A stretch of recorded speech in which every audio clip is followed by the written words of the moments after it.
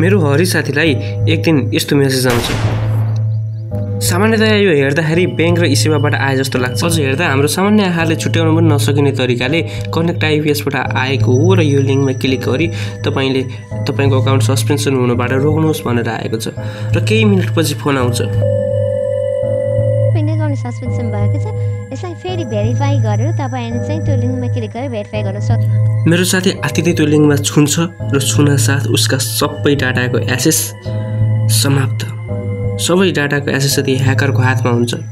यसैसँग उसको ब्याङ्क अकाउन्टबाट फेरि अर्को मेसेज आउँछ, तपाईँको अकाउन्टमा ब्यालेन्स 0 भयो।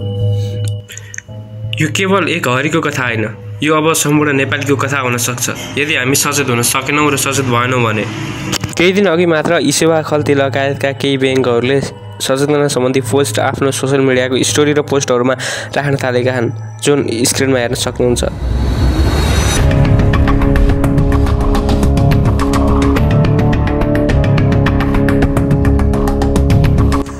अब बुझौँ यस्ता स्क्यामबाट बच्ने 5 तरिका र अन्तिममा साइबर ब्युरोको एक अत्यन्त सूचना म तपाईँहरूलाई राखेर जानेछु।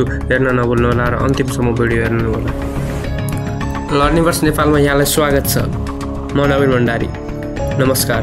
यस च्यानलमा मैले वित्तीय साक्षरता र प्रविधिसँग सम्बन्धित विभिन्न भिडियोहरू ल्याइरहेको छु र ल्याउनेछु।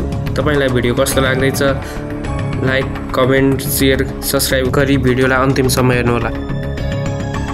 यस्ता अनलाइन स्क्यामबाट बच्नका लागि हामीले यी 5 तरिकाहरू अपनाउन सक्छौँ।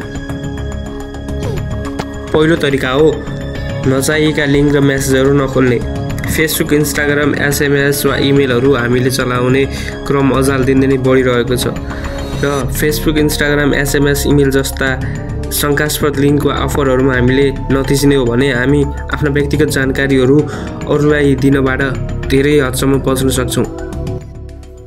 तेस्रो तरिका हो सरकारी र ब्याङ्कको वेबसाइट मात्र प्रयोग गर्ने र अफिसियल वेबसाइट मात्र प्रयोग गर्ने।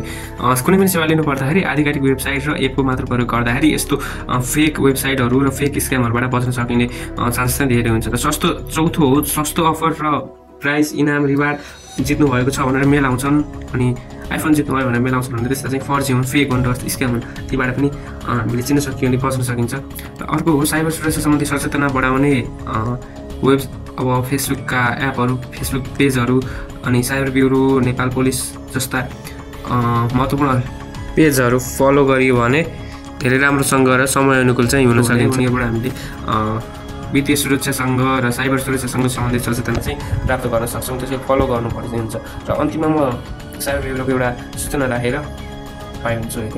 By by. तपाईँ चाहिँ यस्ता घटनासँग परिचित हुनुहुन्छ या हुनुहुन्न कमेन्टमा लेख्न नभुल्नुहोला।